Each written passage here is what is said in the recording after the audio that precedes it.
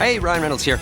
Wishing you a very happy half-off holiday because right now Mint Mobile is offering you the gift of 50% off unlimited. To be clear, that's half price, not half the service. And Mint is still premium unlimited wireless for a great price. So that means a half day, yeah?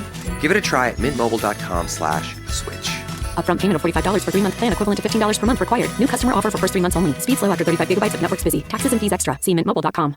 If you're a podcast host, listen up, this one's for you. My name is Allie Jackson. I'm the host of Finding Mr. Height, a dating and relationship podcast that I've been doing for 4 years now, sharing my positive and practical approach to dating that's built on my own life experience. And I wanted to share another experience that I've had, my secret behind monetizing my show. It's called Red Circle, and I was just telling my colleague about how much I love their platform. With Red Circle, not only am I getting a seamless hosting experience, but I also love the support I receive in ad sales. It's not just typical ad sales either. It's targeted opportunities based on my show and my life. And the platform is super simple. You just set your preferences and Red Circle matches you with sponsors that align with your show. You can vet every opportunity and their platform gives you great analytics. More recently too, my Red Circle team has brought me opportunities outside of my podcast on social media to really augment the podcast partnerships, bring them full circle. I just can't recommend them enough. If you want to give it a try, go to redcircle.com to get your free trial. That's redcircle.com for a free trial.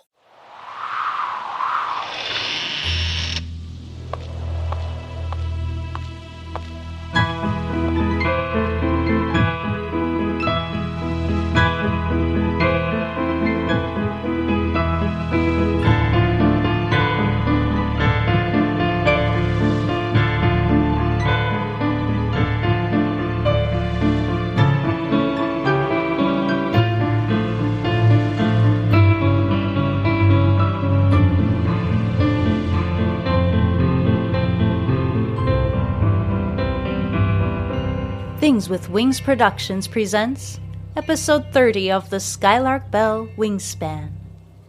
I'm your host, Melissa Oliveri.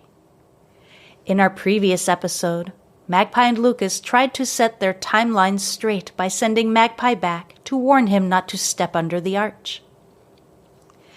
In today's episode, we read Chapter 30, Crash, in which Magpie finds herself involved in a situation she had a vision of decades prior. Be sure to listen through to the end of the episode for a preview of a podcast I quite enjoy called Shittin Bricks. Hosts Dom and Kate are quite talented at balancing scaring people and making them laugh.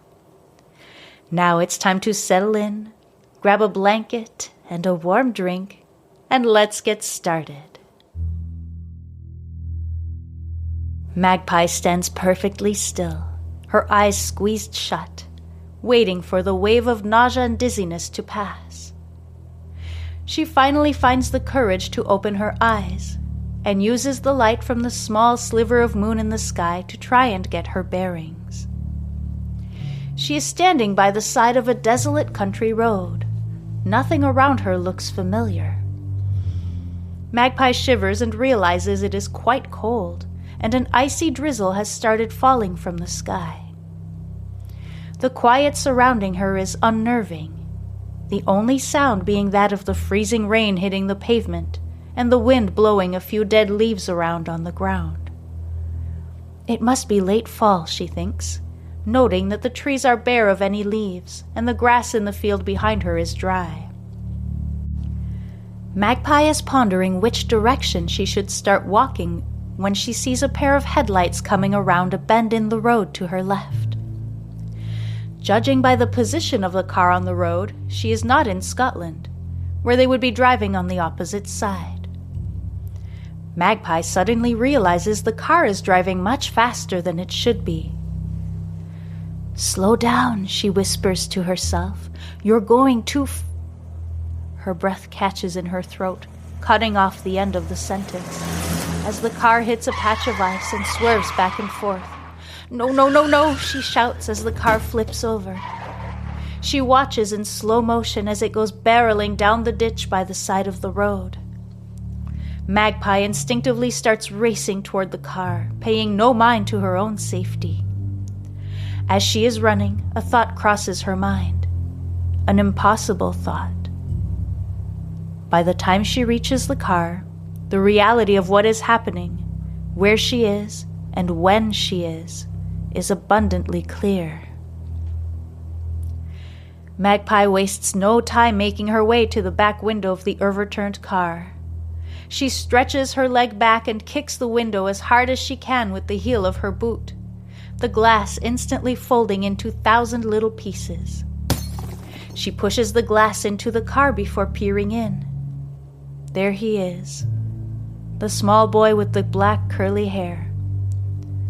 "Lucas," she says, clapping her hands, but the boy remains unresponsive. She reaches in and grabs him by the arm, awkwardly prying him up enough to get a hold of his torso so she can lift him through the hole where the window was and out of the car.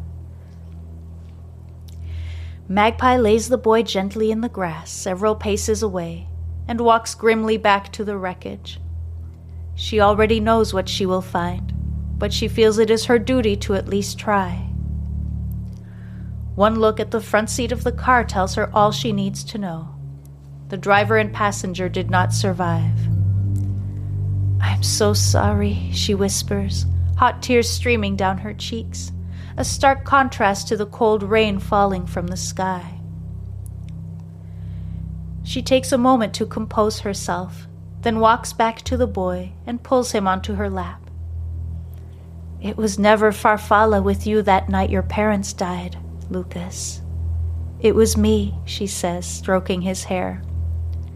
"I'm old enough to be his grandmother," she thinks, with a bitter laugh. Magpie has no idea how much time has lapsed when she suddenly hears sirens in the distance. Realizing she cannot explain her presence there, and not wanting to be asked questions she doesn't have answers for, she stands up to leave. Just then the small boy moans and stirs. Biting her lip while trying to decide the best course of action, Magpie turns him so he's facing away from the wreckage and stands behind him, holding his shoulders. "Everything is going to be okay," she whispers, leaning down close to his ear. "Don't be afraid." They stand together as the sound of the sirens grows closer. Finally, Magpie sees the headlights up ahead and knows she needs to leave. "These people are here to help you. You stay right here and wait for them, okay?" she says. The boy nods, his eyes fixed on the headlights coming toward them. "Goodbye, Lucas," she says, giving his shoulders one last squeeze before retreating to the tall grass in the field behind them. Chilled to the bone, Magpie cuts through the field toward a nearby farmhouse, using its porch light as a beacon to warmth and safety. She is greeted by a kind couple who take her in for the night, giving her hot soup and warm bread. She tells them she was riding her horse nearby when she fell off and got turned around. They promise to take her back to Pocket in the morning. The following day, the couple drive her back to town as promised. She asks to be dropped off at the old farmhouse that she and her mother would move into in about a decade. She waves at them from the front porch, thankful that the current residents don't appear to be home, then walks back to the road that leads to town. "Lucas said he thought the oak tree in front of Meadow Lane is what brought him back," she mumbles to herself, her words drowned out by the sound of gravel crunching beneath her feet. She stops briefly at the bottom of Lucas's driveway. The letters that spell out Starling on the mailbox are bright and fresh, having 10 fewer years of being out in the elements than when she first saw them.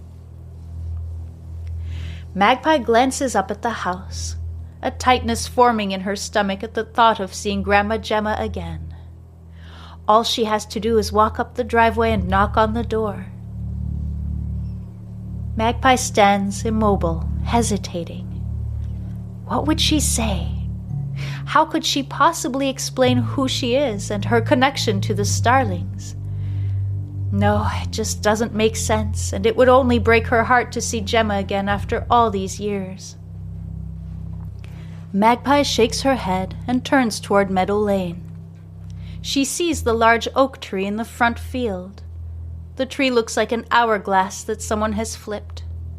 The branches that spread from the top of the trunk, void of any leaves, look like roots reaching toward the sky. Magpie takes a decisive step onto the lane and is instantly surrounded by thick, oppressive silence.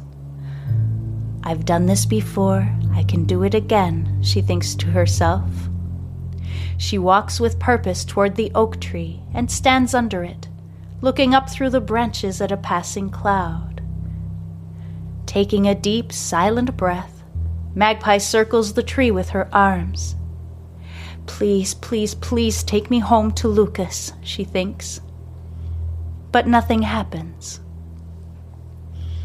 Magpie feels a sense of dread wash over her as she recalls Lucas saying that when he traveled from 1925 to her present day, he heard the Skylark Bell ring, and the same haunting tune that Magpie herself had heard as she stood under the arch. Hoping to avoid having to collect the Skylark Bell from the house, Magpie squeezes her eyes shut and starts humming. In one of the second-story windows of the house at Meadow Lane, a woman watches her and starts humming along. No sound comes out of the woman's mouth, but Magpie can hear the song in her head. Oblivious to the mysterious woman's presence, Magpie keeps humming the tune. Out of nowhere, she feels the faintest movement in the air. It blows a strand of hair across her face. Encouraged, Magpie opens her mouth and starts actually singing. Fa la la la la la la la la. Again, hearing the song only in her mind. Suddenly, the familiar wave of movement, sound, nausea, and dizziness hits her, and she feels her mind separate from her body as it floats up through the branches of the oak tree toward the sky. In the second-story window of the house at Meadow Lane, the woman watches as Magpie disappears. The woman smiles, before also vanishing into thin air. Thank you so much for listening. Join me next week for Wingspan Chapter 31, Dialangi, where Lucas has a terrifying encounter with the mysterious woman that has been flitting in and out of his and Magpie's lives for years. The Skylark Bell is brought to you by Phaeton Starling Publishing and features original music by Canal. If you're enjoying this story, please consider leaving a rating or a review. They're both greatly appreciated. You can also support my work through a donation via my podcast provider, or by subscribing to my Patreon page. There you get early access to episodes, as well as MP3 downloads of the music, artwork, writing, and more. You can now also find the Skylark Bell merchandise, including t-shirts, posters, mugs, stickers, and more. Just visit my website, theskylarkbell.com, and click on the Shop tab. All links are available in the show notes for this and other episodes. Before I go, I'd like to share this reel for a podcast I quite enjoy called Shittin Bricks. Kate and Dominic are fantastic hosts who take a deep look at things that bring people fear. If you enjoy the supernatural, uncanny atmosphere of the Skylark Bell, you'll definitely want to check them out.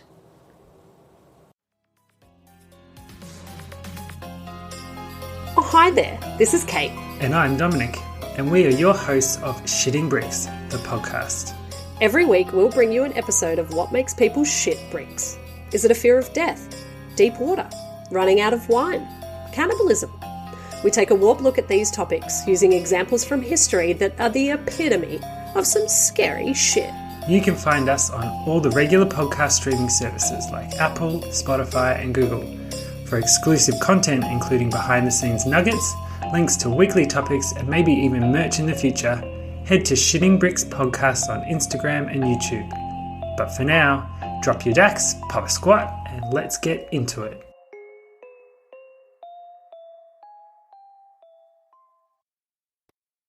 Once again, thank you for listening. I'm Melissa Oliveri, creator and host of the Skylark Bell podcast.